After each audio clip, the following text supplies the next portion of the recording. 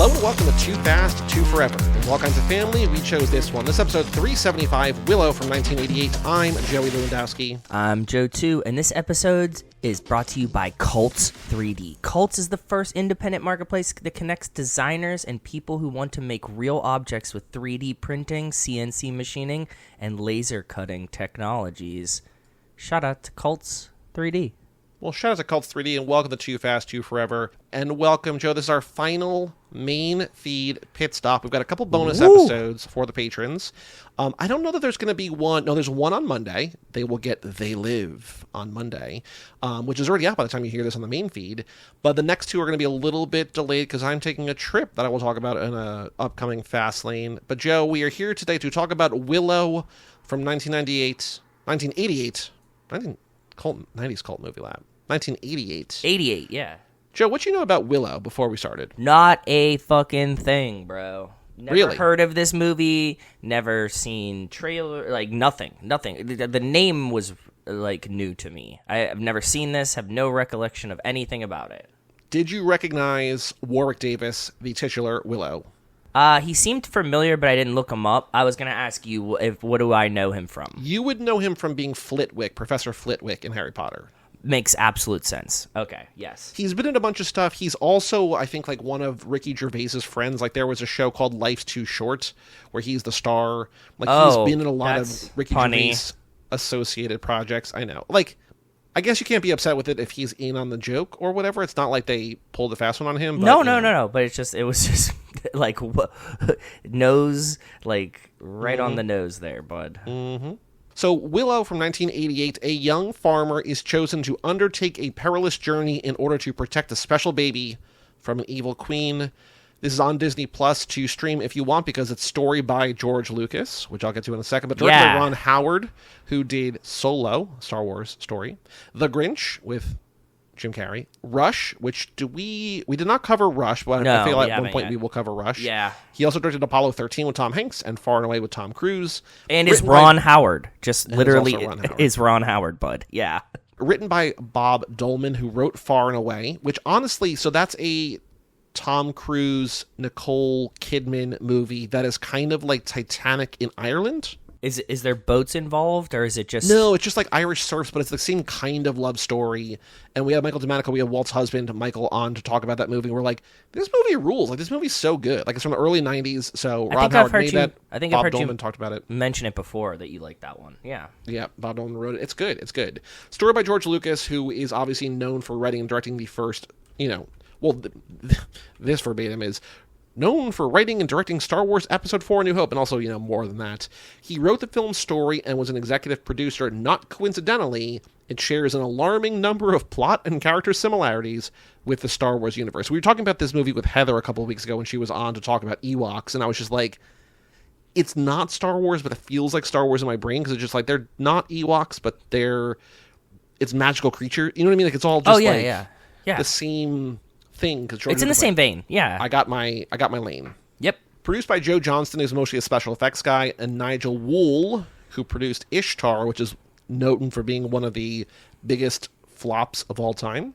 Oh, why? Tell me a little bit about that. I'm just curious. I don't know much about Ishtar, but like Ishtar, I think just lost in my. Hold on, let me Google why is Ishtar one of the biggest flops of all time.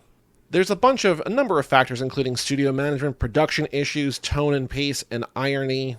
Even worse, says Collider, Ishtar was not a movie made just for women. A box most female directors were forced into.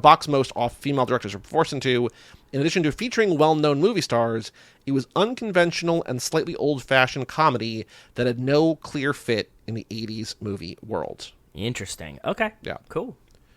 But I think also, like, who directed Ishtar? I think it was directed by a woman who just, like, never got another chance to make another movie. Because she's a woman. That's exactly, yeah. We make her make a shitty movie, and then we blame her and don't give her another shot.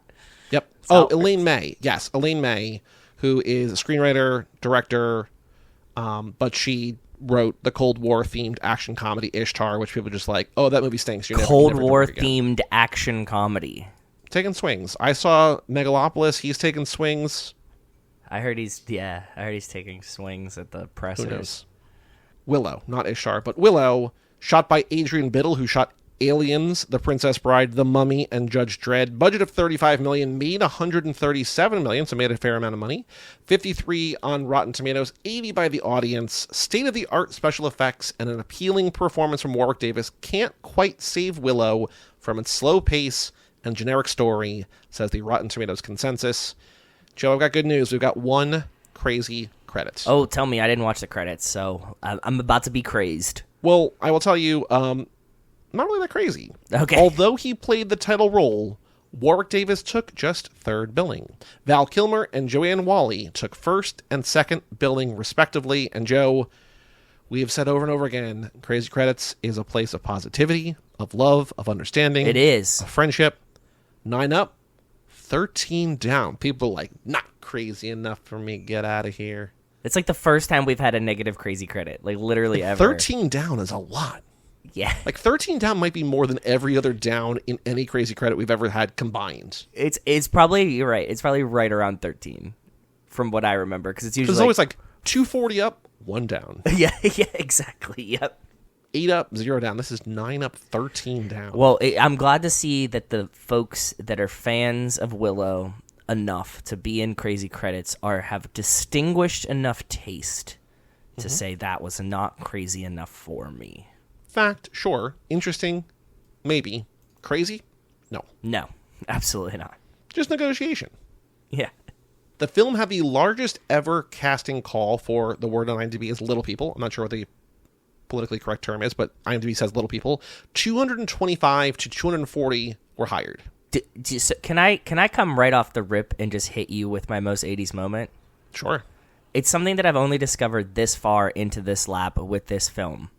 And I have other thoughts on it later, but I think the most 80s moment of this movie is just all the little people actors in it.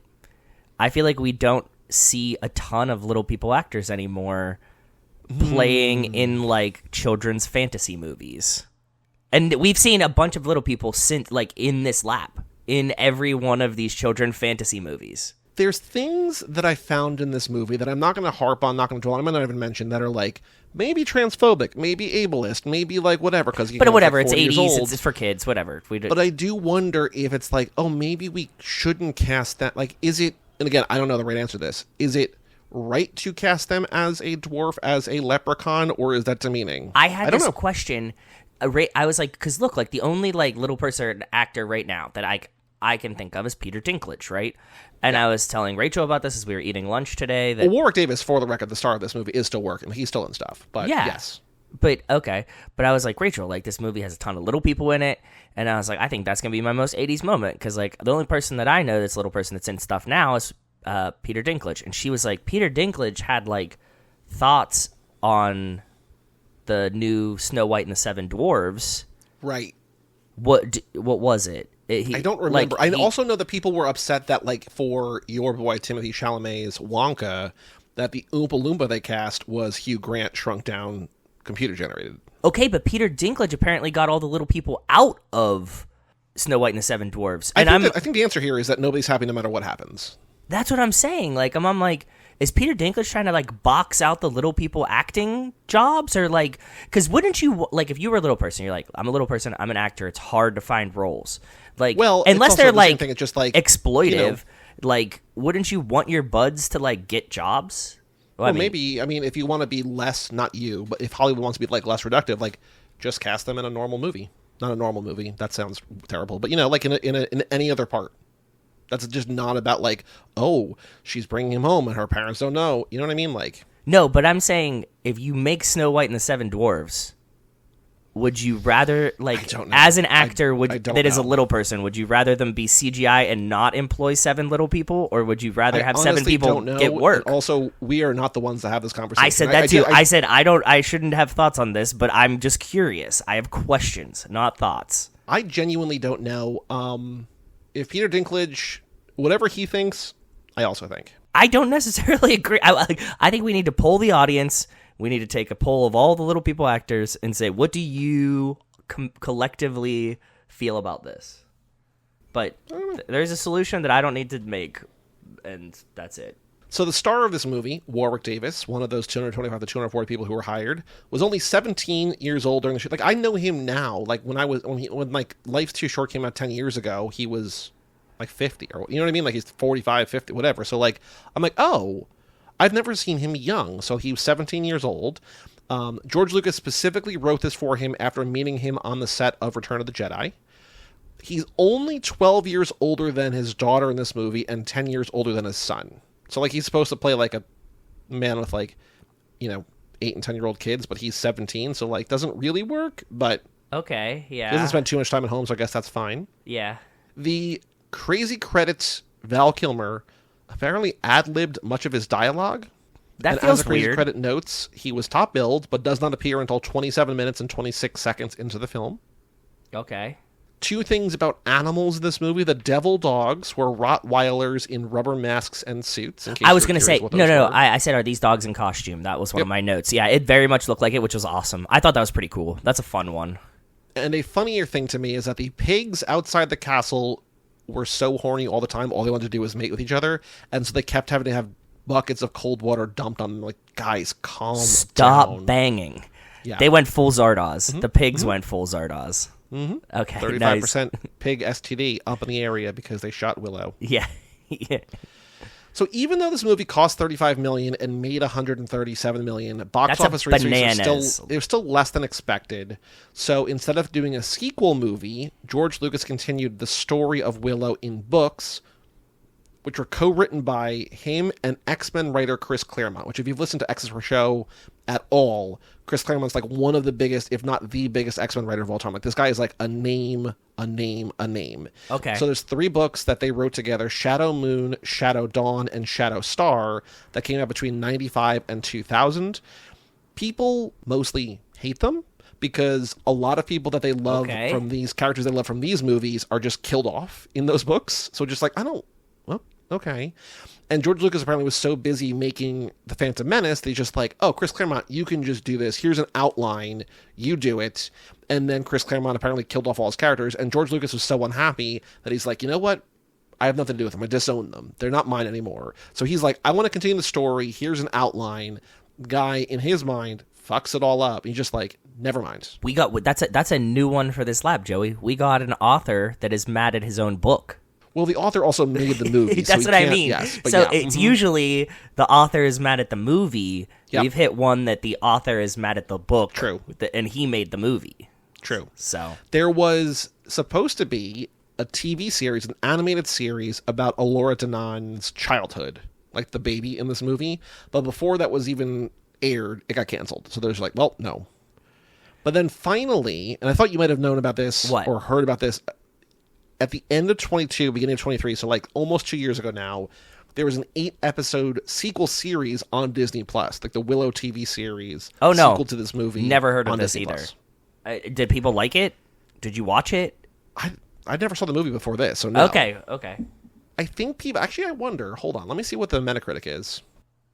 Just Watch estimated that Willow was the 3rd most streamed series the first week that it came out. Rotten Tomatoes an 84% approval rating. The consensus was expanding on the saga while leaving plenty of room for callbacks. The series-length sequel should satisfy fans who've been more than patiently waiting for more Willow. Metacritic gave it a 70 out of 100, generally favorable reviews. So people seem to, at least, who knows if, and I'm sure it has, criticism has changed since the 80s, but people seem to like the series more than they like the movie. Okay, interesting.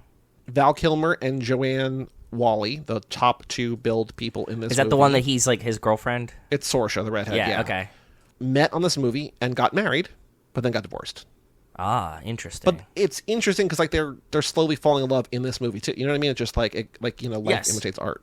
The Val Kilmer of this movie is one of my favorite parts because I need to ask you, where was this in Val Kilmer's career? So it's after Top Gun, but like before Batman. Oh, way before Batman. I missed it. Like, this is another thing that I don't think that we get a ton of today is like adult stars being in children's movies like this. Like, I think this is once again just you're not in that world. Every animated movie is. I was gonna say that. That's a different thing though, because that's his voice acting. Like, Val Kilmer is cross-dressing in a kids movie. Mm-hmm. And like in an action adventure kids movie. Like that's bananas to me. Can you imagine if like I guess The Rock has done this with like Tooth Fairy and shit anyways. So okay. I was trying to think of like imagine if Statham like did this. I mean, all those guys did that stuff like in the 2000s. Like it's just You're right. Yeah, you're right. I think this is just like you're not top of mind but like I'm not in kids movies. Yeah. If you look on Letterboxd, I'm looking at Letterboxd right now for just family genre, which is basically the way that they classify kids movies. Like everything in terms of popularity from this decade is animated. The top one that's not animated is Cruella, which isn't even really like it's a Disney thing, but it's not really for kids. But like Jungle Cruise is based on the Disney ride. That's The Rock and Emily Blunt. Space Jam has big names in it. You know what I mean? Like there's still stuff. It's just everything. Most kid stuff now is animated. You still got John Cena though doing like those like firefighter movies for kids. Oh yeah, that's right. Yeah, you're right. Okay, I guess that's a good equivalency. I mean, I think they're also just like not cross-dressing because this movie comes off very transphobic and just like, oh, you're not a girl. It's just like, well, maybe don't say that, but you know, whatever. But I think that he was cross-dressing, not. He was cross-dressing for effect, not. No, I know, but I'm not saying believing- he was wrong. But when people were just shouting like, "You're not a girl after all," it's just like, well. The only other trivia that I have is that the 6-month-old twins playing Allura were too young to have a full head of hair, but she needs like a full head of hair, and so instead of using wig adhesive, which is too harsh for baby skins, they used syrup just to put hair on their head. That's all the trivia basically for this movie. It's also the first feature film to use the morphing process developed by ILM, which if Heather was here, I'm sure she could explain what that is, or I could Google it. But, you know, ILM was doing stuff in Ewoks. They're like testing things on Ewoks. And they're that's here, right. Yeah. Just doing special effects. Like, this movie, again, for being close to, you know, I don't want to say close to 40 years old because this movie came out after I was born, and I'm not close to 40 years old, but, you know, 35 years old. Some of the CGI looks pretty good. Like, a lot of practical stuff, like, it looks pretty good. That's one of my biggest notes for this movie. I think that of all of these childhood adventure hero story movies that we've watched, this one visually is the best by far in every department. Cinematography, costumes, the CGI looks good for the time even. Like everything about this one is nice. Like it feels like a real movie well beyond the years of the comparative pieces that we've seen up until now. I was saying to you that I think this movie is not my taste. I'm trekking through the forest with a gang of misfits, not my genre. Yes. But I was saying to you on Facebook today, this movie to me benefits greatly from, again, similar movies we've covered this lap that are just objectively not as good. I mean, subjectively, you can like whatever you like, and people might have, you know, yeah, sure. A lot of this is fueled by nostalgia, and like if you grew up with any of these movies, you'd be like, that's the one for me. But for someone who grew up with a lot of these, like, were new to me, a lot of the, like, kid reading a book other than Princess Bride I'd never seen before this lap, so I'm glad to have seen them. But, like, it's just like, oh, having, like, you know, for lack of a better word, I know it's not the same thing, like, but Disney money and Disney talent and yes. you know, just like, oh. CGI, like real CGI and not just like giant Muppets that you repurposed and like things like that. Yes. And even a thing like Ewoks, which is like, oh, that's a Star Wars thing. It's like, yeah, it's a Star Wars thing that like Star Wars didn't give a shit about when it came out. You know, just like, It's a sequel to a TV movie made for TV. It's just like, okay, there's no money. There's like, here's $20 in a dream. Just go make a movie. Exactly. It's like here, it's like, here's $35 million to like have a movie that looks good and plays well. Should it be 2 hours long? Probably not. No. That's way too long. Way too long. But compared to other things we watch this lap, this is like, oh, like there's a vision glad that here. We ended with this. It just coincidentally ended with this because like if we didn't end with this, I would have been like, oh, I really don't like XYZ, whatever. You know what I mean? But just like that came before. It's fine. Yeah, exactly. The opening text in this movie, it is a time of dread. Seers have foretold the birth of a child who will bring about the downfall of the powerful queen Bavmorda. Seizing all pregnant women in the realm, the evil queen vows to destroy the child when it is born. Nice. And it's I'm like, it sounds like George Lucas saw Snow White and read the Moses story in the Bible, which is like, what if they're the same story? I got so much Moses, bud. I absolutely did. As a boy that went to Catholic school, I immediately was like, well, this is, you know, the Pharaoh. They literally put her in a basket and sent her down a river. They do. Yes, and I have that note and said, here we go again. Yes. I mean, that's Moses. Yeah. She is the chosen one, for lack of a better word, right? Like the Willow's baby. power is that he has no power. He wants to be a sorcerer. He wants to be a magician, but all his magician is sleight of hand. He's becoming more sorcerer as the movie goes on.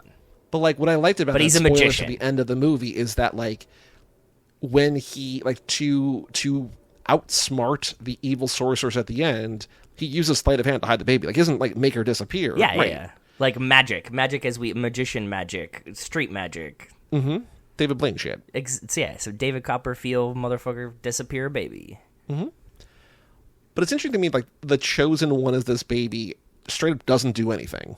It's just like, I'm a baby, like, just protect me. Yeah, it's a giant sandbag is what it is. We could have done so much better if we wouldn't have had this fucking baby with us.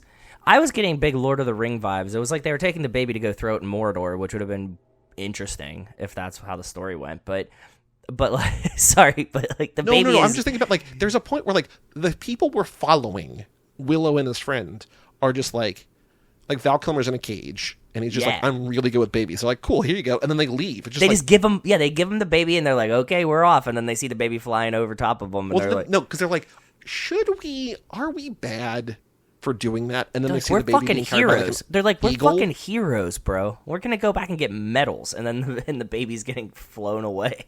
And I'm just like, we're supposed to be rooting for these people. Just like, okay, we have one job. Deal with this baby. No. But their the job was is to get rid of the baby, return the baby to people. Right? yeah. They're like, just go give it back, and they're like, okay, tall person, here's a baby. They're like, okay. I would say that compared to other movies that we've done this lap, I wrote down this as like a more real, or at least quote has money version of Ewoks, because again, it's like similar in that. And it also kind of felt like The Princess Bride, but like a less meta version, where it's just like, here's a story of this, and just like Exactly. Agreed. a nice sort of coming together there. I have a question for you that I think that we now need to address. I'm assuming that Josh picked this movie. I guess we'll find out in a couple weeks. We'll find out in a couple weeks. Okay. Why do you think that? I'll ask him.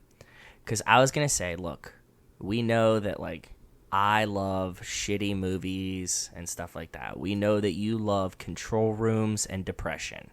Okay? We know that Brian likes pornography if he gets to watch it with us. Is Josh's thing children's adventure movies that have little people in them? Like, is that his niche? And practical creatures? I don't know. I have no idea. Maybe. We have to ask him. Maybe that is his I do want to lane. get like a kind of, I'm sure that they're listening to this. I would love to get your like power rankings of these movies that you picked. Like, what is your that's favorite to fun. least favorite? Yeah, I okay. would assume that they probably like all of the ones they picked. Yeah, I for would hope sure. They like all the ones they picked.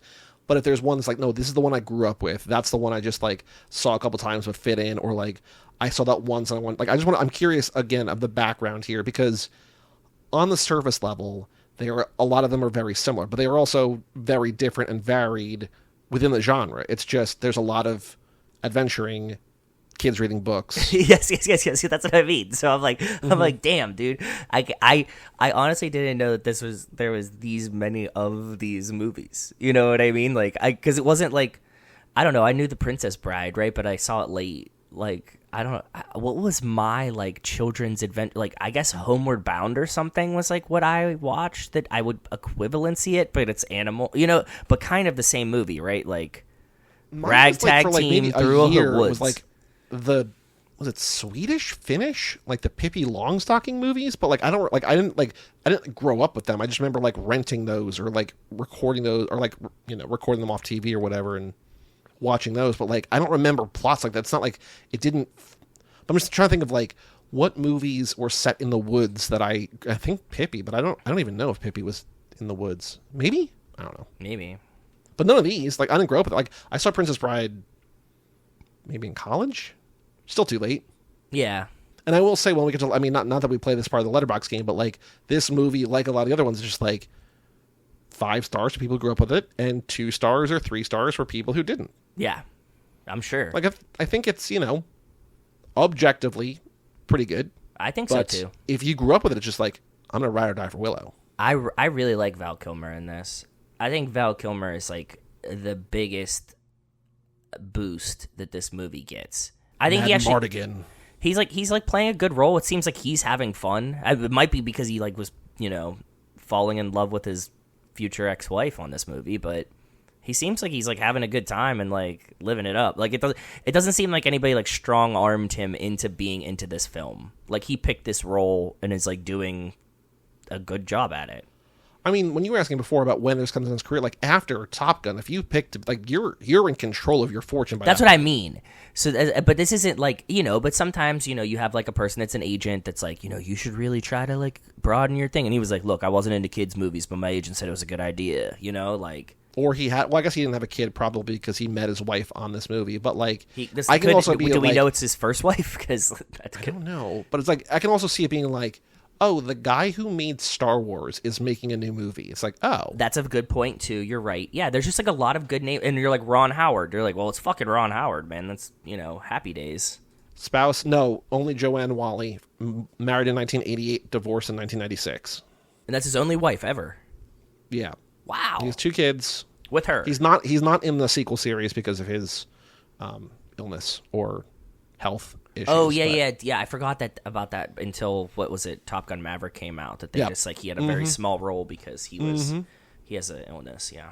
Can I ask you a question? Did he kind of uses if it's a one plot question, don't expect me to know the answer. Does Willow ever use the magic acorns he receives? He drops one, and it kind of does something. At the very end, he throws one in, and the witch catches it and is like, ha ha ha, and stops. And he throws like another one and turns. He throws another one, and like when they're like outside the castle having that battle. That's when he drops one. Like, he drops one like on the bridge. On the bridge. Yeah. And it doesn't really, like, the bridge turns white. He threatens Val Kilmer with one. Yeah. What are they supposed to do? Maybe it's just like. You know what it is? It's exactly like the special gum from Spy Racers. It just psychs you up? No, remember they like set that. I don't remember a single thing about Spy Racers. We talked about this a lot because there was a whole season of Spy Racers, and they were like, "We have all this special gum that does all of these things," and then they just like use it like once, and then that was it. That was the end of the gum. Yeah, and we were like, "Where'd the gum go?" Like we thought that there was gonna be like, like the car gum and like the speed gum and the whatever. And nope. Because I do really like the idea that the hero of this movie is just a normal guy. He's not like he's in a world of magic and with like all these different like creatures and there's like tiny little archers and there's like these other whatever, and just like, no, he's just a guy. Like he wants to be magical and powerful, but he's just a guy, and like that just it's not surprising, but I think it works really well here. I don't know. But I don't think that he's just a guy. Like he just doesn't have because they're bogarting the magic secrets from him. You know what I mean? Like that's what the problem is. It's not that like he doesn't want to learn and be a sorcerer. They're just like, we can't tell you the secrets yet, bud. Like you don't have a fucking trainer. And that's what. But like he has magic because he can use the wand. You know what I mean? So like, he's not good at it yet. But it's like Harry Potter, right? Like he is a sorcerer. I think that I'm gonna go by Harry Potter rules. He's born a sorcerer. He just hasn't developed it yet. He needs to go to Hogwarts for a couple years, get his shit straightened out, and then he'll be okay. He can fight Voldemort. We'll be fine. I guess he's learning to cast the magic in the world. He's got the magic in him. Yeah, exactly. Like, yeah. But I also like that for the most of the movie, he's just a guy. Like, I don't really want to see him as like full blown wizard. I do. I want to see him using sleight of hand. Like, that's kind of cool. The sleight of hand thing was a really nice touch. I really like that that was like the tipping point of the end of the film. That's really cool. I agree. Yeah. And they like in the brownies, right? That's what they called them. The little ones, like the fairies. They called them brownies, I think. I wrote down some of those, and I'm just like, I'm not going to keep these straight, even on my notes. Yeah. The little archers are the brownies, yes. Okay. It was really cool when they bonk Val Kilmer, and then he does the whole, like, the spicy muffins. Han eats the spicy muffins when... Oh, Pete Davidson? When Pete Davidson gives them to him in the thing. Like, all of a sudden, he's like, ooh, I'm so in love and on drugs now. And I'm like, why did we get this, like, weird drug bonk in this movie? For the parents? I mean, I guess just to make it the love story, but I was like, that's an interesting way to do it, is to, like, because you could have been like, oh, he's, like, talking in his sleep and she hears him.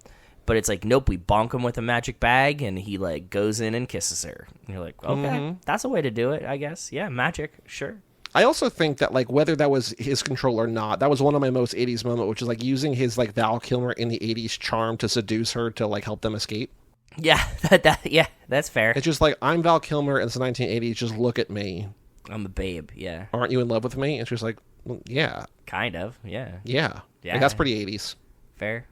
So there's General Kale, who's the guy who walks in with, like, the big skeleton mask, and I'm just like, is that his head? Because that's awesome. He like lifts it up and just like a mask, it's just a guy in there. I'm just like, come on, man, like leave the mask on. Like that was a cool skeleton creature. The skeleton mask is top tier, and that gets back to I think that they did really awesome with the costumes in this. This is like top tier costuming. You know what was like my most Fast and the Furious moment of this? What's that? When they were Oh wait, I have a big one. When they're like fighting on those horse carts, that felt very much like something they would do with cars in the Fast and the Furious. When he first is like kind of escaping with Val Kilmer, and they're like on the cart that's driven by horses, and like everybody else is chasing them, and he's like driving. It was very much like a Ramsey, you take the wheel situation, right? And then Val Kilmer has to like fight everyone in the back while Willow's driving it, and I was like, damn, this is straight out of the Fast and the Furious. There is a Val Kilmer moment that I was just like, oh, this is literally from the first Fast and Furious movie. Do you know what it is? No, what is it? What was it? He gets back to his people, and they're like, I knew you'd get out. He's like, you left me to die. It's just like, that's the first movie. Just the like, Buster brought me back. Exactly, or like Willow's the Buster. Yeah. But I'm like, this is literally like the guy's just like, oh, it's so good to see you, man. I knew you'd get back. It's just like, no. You ditched me. Yeah, assholes. This is your fault. I mean, I'm sure this happened in a lot of movies, but like, that's just the first movie. You know what my favorite part was that I thought was actually a lot of fun? Is when they go sledding. You want to go sledding right now? I want to go. Yeah, let's go sledding right now. Because that sled place looked really fun. That was like a cool sled track that they like come down like in between the two whatever pieces of glacier or something, like through that like valley of ice, and then like shoot out the middle of it and get air. I was like, that is fun. It reminded me of butt sliding in Rad. Ass sliding. Do you want to go ass sliding with me? This is ass sliding. Yeah. There was something Margaret said recently, or no, maybe it wasn't. I don't remember. It was it makes more sense in writing. It was a word that looked like ass sliding. I'm just like, oh, yeah, ass sliding. But she hasn't seen Rad, so it might not have been. But like that's always in my head. Ass sliding is always in my head. That's really fun. I was thrown like Willow when the great sorceress Finn Rizal. They're like, you got to find the sorceress. Like she can help. And then he finds her, and she's like kind of like a squirrel thing. You're like a she's squirrel. Like, no, it's me though. And then she's like, you gotta fucking fix me back to human. We don't know why she's like a squirrel, right? No, she just was turned, and then he like keeps trying to change her back to a woman. The witch? Well, a while ago. The queen? A while ago. Because Okay. when she finally becomes a woman again, she's just like, oh, it's been this long. Like she's like an old lady now. Okay. So I don't know when, but a long time ago. She's like Gandalf, right? But like turned and exiled. Because like he turns into a goat. He turns into like a couple different. That's what things, I was gonna right? say. And then like she's like, you gotta fix me, and he's like, okay, I'll try. And it's like, now I'm a raven, and you're like, okay, I guess that's a little bit like bird. Is, closer. Yeah, closer to bird is more helpful though, right? Like bird is good, goat bad. Well, at one point she's like still in squirrel form, and she's like in a cage that's like hung up. She's like, get me down, and like he like smacks it and falls down. I'm just like, cage is big. Like you can get through those bars. Just like squeeze. You're a squirrel. Yeah. Like we've all seen a hamster do it once, get hidden somewhere that you can't get it the fuck out of. Yeah, exactly. Mm-hmm. They squish. Another one, because I think we are sort of like, because again, this is not to the level of Ewoks, where it's like we're walking from the right side of the screen to the left side of the screen, from the left side of the screen to the bottom of the screen, from the bottom of the screen to the top of the screen. But like a lot of this is just like them walking through the woods. But the big battle here at the end. Well, I guess like before, when the bad guys steal Allura, like they siege the castle. Take the baby. Yep. A few things here. Number one, the big ass 2-headed like moat creature was very like, it didn't look great, but it looked good, and like that was very 80s. That's when I said that. That's when I took the note that this movie actually has really decent CGI, because I think that actually looked really decent if you contextualize it time wise. And I also thought just like that as an element of the greater thing, where just like, we don't really know how to like end this. Like, let's just have like a 20-minute sword fight like at a castle. Just like that feels like the 80s. Just like action. Yeah, it's just action. What I was thinking now near the end of this is how insane it is that we were talking to Walt and Kim all lap.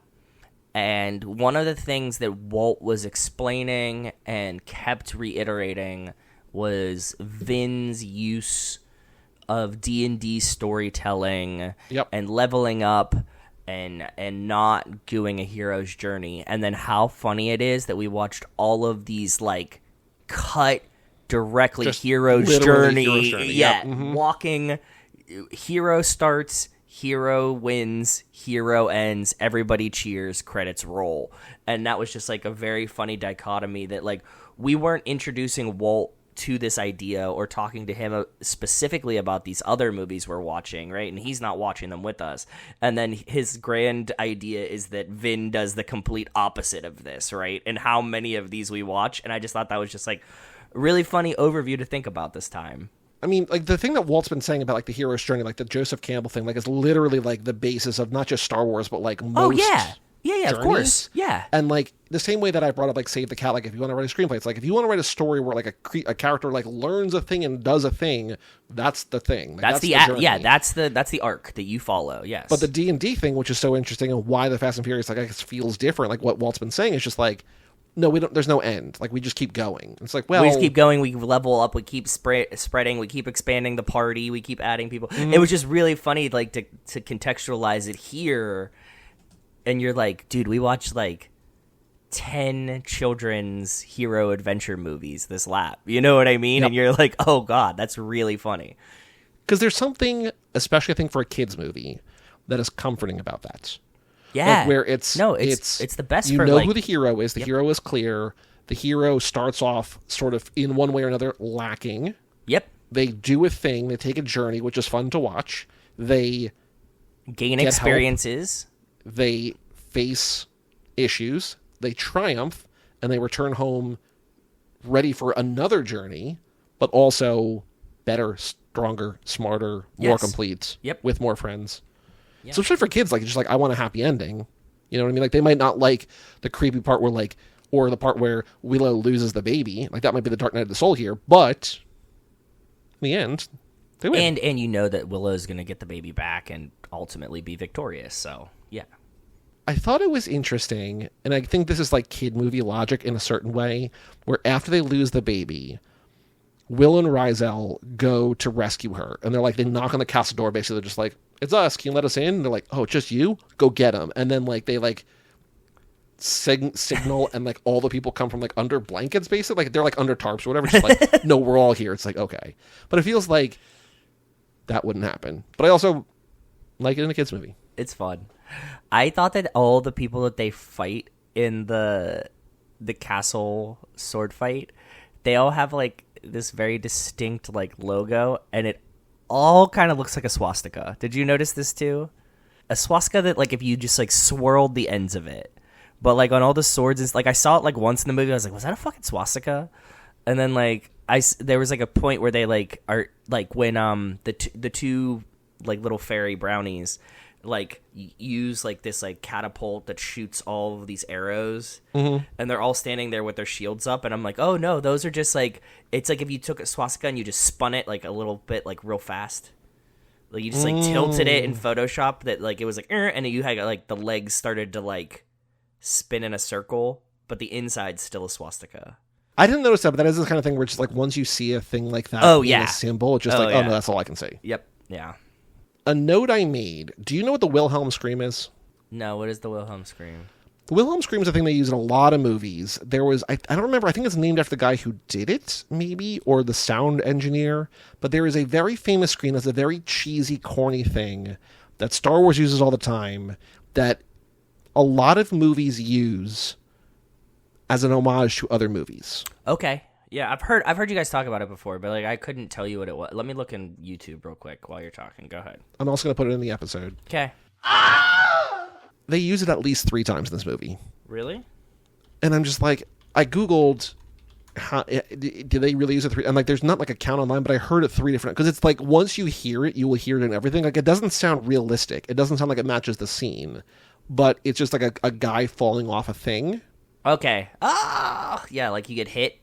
If you're like falling down like a pit, basically. Yeah, but you, like, they do it a lot. Like when somebody gets shot, they're like, oh. Yes. Okay. I heard at least 3 of them in this movie, and I'm just like, that seems excessive, but also cool. Like, it's the thing George Lucas loves. Yeah, that's what I mean. It's George Lucas, so. But also 3. I don't know. What's the upper limit, Joey? How many Wilhelm Screams is too many for you? You get 1 per thing. You get 1. That seems. You get 1 because it's like wink. You know what I mean? And then you have like actual screams. That doesn't sound like enough. But that's basically the movie. Like, good wins in the end. They ride off into the sunset. I guess expecting to have a second movie that never happened, but then waiting 35 years and getting a sequel series. Other notes, other thoughts, other 80s moments, other Fast and Furious moments? Seeing two old ladies fistfight at the end was kind of wacky. I didn't expect that. Never a bad thing. No. I was just like, these ladies look way too old to be fistfighting, and I'm glad that they put them in an action sequence for some reason because it was interesting to see on screen. Mm-hmm. And then she just sends herself to the abyss because she gets grumpy. So did you count punches? Was one of them hit more than the other? I don't know. I didn't look at the contracts.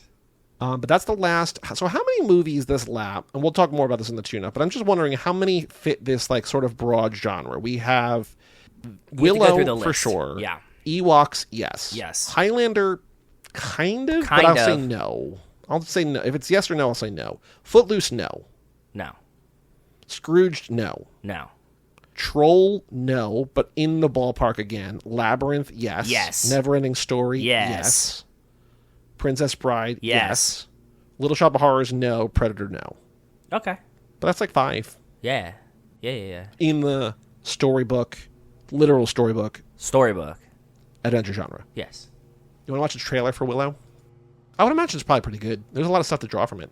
Yeah. I would like to. Willow official trailer number 1, Val Kilmer movie, 1988 HT, posted by Rotten Tomatoes Classic Trailers 12 years ago. Top comments, not the most liked, but the top comment on here. Lucky enough to have watched it back in the day as a child. So enjoyable to watch. Okay, I'm ready whenever you are, brother. All right, 3, 2, 1, play. Start out with the cool mask. It also looks like a He-Man Masters of the Universe thing, you know what I mean, right? Like the Skeletor. Yeah, for sure. Is awakening. There's that baby. Also, we talked about hair, but hair is a big deal in this because like he carries his wife's Kiara's braid. Oh yeah, we didn't even talk about that, but yeah. He's got great hair. Val Kilmer's got his, Fabio-looking hair. Willow.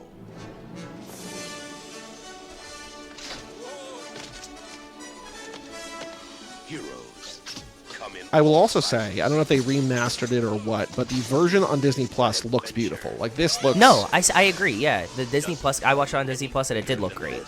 Yeah. Find the child. Find the child. We are not afraid of you. Like other movies we watch as Flapper. I just watched a movie for How This Get Me where it's like, oh, this looks like a 80s from a VCR Princess episode. Yeah, right? exactly. And this trailer makes this look like that, but it's like no, like this movie looks really nice. Yeah. The costuming in this is great.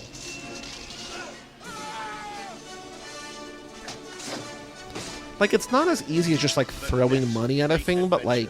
No, they did a good job with this. I do think that they did a very good job with this. It does show like what money and talent can actually create. I agree. Yep. Coming in May. You want to go see it? Coming in May? You want to go see it? Yeah, let's go. All right, Joe. The Letterboxd game, Mad Max Fury Road 2.2. I think that's the first time we've seen 2.2. 2.2 million people have logged Mad Max Fury Road. Willow from 1988, directed by Ron Howard. Warwick Davis, he's top billed on here. Val Kilmer, Joanne Whalley, and Jean Marsh, who plays Queen Bavmorda, has been seen by how many people? 45,000. You are too low. Oh, I thought that was going to be a high guess. My original number, thinking this is, I would have thought this was bigger than it is. Like I would have guessed a higher number than the actual number, but you guessed a lower number, so it's fine. 60,000. Still too low. One more guess. 73,000. 118,000 people. That's way more than I suspected. People love Willow. Like this is a big one. I've never heard of it before, so I'm thrown off by the numberings. But I would have guessed maybe like 200. Interesting. But still, that's crazy far off too. Okay. But yeah, George Lucas, Val Kilmer, that makes sense. Yeah. I still thought it was like a kids' movie. I think it's just like this is like a big one from kids' childhoods. Okay. Aaron North gave it 3.5 stars. Greg McLennan, who maybe is from here, I think, gave it 4 stars. Josh Goularm gave it 4.5 stars. Liam gave it 4 stars. We should exclude Aaron Newer's ratings because every rating is 3.5 stars, and like only point out if he gives it a 1 or a 5. Well, he sometimes doesn't rate things because it's just like, oh, that movie's terrible. Yeah, his most common is a 3.5. That's what I mean. I feel like every time you're like, Aaron Newerth gave it a 3.5. So it's like every single time. But yes. Most recently, Transformers 1, 3.5 stars. There you go. Willow, most common rating of a 3, then a 3.5, then a 4, average rating of 3.4. How many people out of those 118,000 have this in their top 4 favorite films of all time? Oh, now that you say 118,000, it's probably a bunch of them. I'm going to start high 300. You are too low. 600. Too high. One more guess. 473. 415. 415 people have this movie in their top 4 favorite films of all time. Just like, this is... That's a lot. That's this a is ton. childhood. Yeah, yeah. Mm-hmm. None of my friends have it in the top 4, though. Okay, I'm going to go to Catherine Kelly. Okay. At Catherine Kelly. I also wrote down, because I've gotten psyched out or fooled or tricked or duped this lap by picking someone's account that changed their movies, but still the same 4 as I pulled it. Okay. Catherine Kelly rewatched this a few years ago and said the word peck is used in this movie just about as much as the word gay is used in Cabin Fever. This movie is perfect. So she's just basically like, they're racist to these little people by calling them pecks. This movie's great. Okay. She's basically saying Cabin Fever is great because they call people gay. It's like, well, okay, Catherine Kelly. Yeah. I will say that her profile picture is Bill Murray in Scrooged. Scrooge is not one of her top 4, but still, again, in this lap. Okay. Number 4 favorite movie of all time is Willow. Okay. Number 1 is a movie we have covered on this podcast with Walt that is one of the biggest movies of all time. Titanic. Okay, good. Okay. Number 2 is the end of a trilogy that tied Titanic's record for most number of Academy Awards won. Lord of the Rings, Return of the King. And then number 3... This feels very Lord of the Rings. If you like this, you would like Lord of the Rings. If this is like Kitty Lord of the Rings. Yeah, go ahead. This third one is not that. Okay. This third one is the third major movie from a prominent director who had a movie come out this summer. Okay, keep going. I will say that water plays a big role in this movie. Guillermo del Toro. The Shape of Water. Go ahead. He made way more movies than that. This I came know. out in the early 2000s. And water plays an important role in it. Mm-hmm. And we already did Titanic. Yeah, it's nothing to do with Titanic. We did not cover this movie. I don't know that we ever would. Not Waterworld. I don't know that we've covered... Water plays an important part in... Is it The Fifth Element? No, that came out in the 90s. Okay. When did this come out again? Say it one more time. Early 2000s. Okay. We have never covered any of this guy's movies. I don't know that we ever would. I know that you like his movies. Another one of his movies literally has water in the name of the movie. I have no fucking idea. He only made 3 movies. No. This is his third movie. He's made like 10 or 15 movies. Okay. He had a movie come out this summer. This is his third major movie. It's from Philadelphia. Okay. His daughter is in this summer's movie. He's from... His daughter was... I don't know. What was it? His daughter was like not the star of the movie, but like one of the stars of the movie this summer. I don't know. His breakthrough movie, which was really his like third movie. Which is this movie then?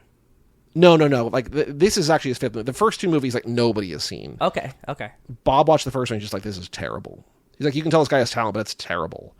His first real movie was the third movie that he made. Real as in like people saw. Okay. And John and I covered it in 1999 on the podcast, and it got nominations. I don't know if it won, but it was a big movie. It's still his biggest and best movie to date. I have no idea. A lot of water in the title. I like the Water's movies. in the title of a different one. This title is only one word, 5 letters long. Water is the key to the protagonist's survival. I don't know. This is also a spoiler for this movie. This movie stars Mel Gibson, Okay. Joaquin Phoenix. Oh, Gladiator? Braveheart. Nope. What is it? I don't know. Tell me. Also stars Rory Culkin and Abigail Breslin. Don't know. Tagline, it's not like they didn't warn us. What is it? We had a movie come out last summer. Don't know. Keep going. Just tell me the fucking answer. His first name in his directorial name is just an initial. I don't know. You guys just watched his movie from the summer a few weeks ago. M. Night Shyamalan? Mm-hmm.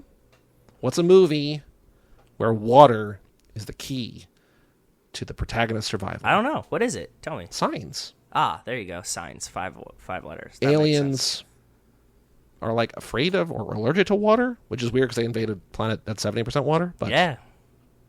Signs. Nice. M. Night Had Shyamalan. Trap come out. Didn't he just release like another like Netflix movie or something? I just saw him like post on Twitter that was like, I mean, he might have produced something, but he did not direct one, unless something is now on Netflix. I don't know. Yeah, there was like something weird that I saw him post today. There was like a trailer for something that was like an Amazon movie or a Netflix movie or something. Do you follow him on Twitter? Or you just saw it. It came up. I don't know if it was like on the Too Fast one and somebody else interacted with it or what. So Let's see here. Can't wait for you to see this. He's got a thing called Caddo Lake on Max. Caddo Caddo Lake, which is... What is his role in this? It's a movie. that's what I was saying. Yeah, this He on didn't Max. write or direct it, though. Okay, so I have no idea, but he just like posted a trailer today that I saw, and I was like, or yesterday, whatever, recently. Yeah, he just produced it. Okay, cool. Because I was like, didn't fucking Trap just come out? Like, Trap just came out. yeah. So I was like, did he make two movies like back to back essentially? So No, he's writing another. It came out that he's writing another movie, but no, I don't know what this is. But yeah, it came out yesterday. That his trailer for Caddo Lake, starring Dylan O'Brien. Less about M. Night, more about Willow. Thank you, Josh and Michael, for sponsoring the entire lap. Thank you for picking this movie, and also shout out to all of our patrons: Cassie Wilson, Nick Burris, Alex Ellen, and Justin Kleiman, Brian Rodriguez of High School Slumber Party, Wes Hampton, Jerry Robinson, Dan the Duke, Hayden Renato, Di Donato, Michael McGann, Lane Middleton, Lindsay Lewandowski, Nate Milton of the Kings of Sport, Jason Rainey, Tom Price, Mike Gallagher, Josh Buckley of Full Lot of Wolves, Michael Moser, Christian Larson, Tara Newman, Aaron Wolosen, Natalie Absolute, Randy Carter, Josh Gularm, and Jessica Collins, a.k.a. Montez. Thank you all for supporting us at the $5 a month level or above. Plenty of bonus episodes coming up very soon, basically every 2 weeks. So I got a couple more this lap, then a whole new slate next lap. Join at toofast2forever.com. You also get all sorts of other early access to every episode. Access to when we did the Randy Cut, we'll talk about the Randy Cut next week, which is next week's episode. We're talking to Randy Carter about the Fast Saga : the Randy Cut. But we were doing like you and I watched it together. We'll talk about that next week. But we're like, minute question. You get access to those documents if you're a patron. It's true. They're good. You don't if you're not. Margaret was impressed by how long and ridiculous they were. I was like, yeah, this document is 255 pages. She's like, why? I was like, Yeah. We got everything in Shit the first movie in happens. there, though. Shit happens, lady. But yeah, that's our next episode, The Fast Saga : the Randy Cut. We're talking to Randy Carter about his chronological order re-edit of the Fast Saga, the first 10 movies, not counting Hobbs and Shaw. That's next week. Then after that, we got Life in the Fast Lane, so email in if you want us to read on that. If you joined us, and we know who joined us, for the Randy Cut, email in your thoughts. We can maybe read it next episode. Oh, true, yeah.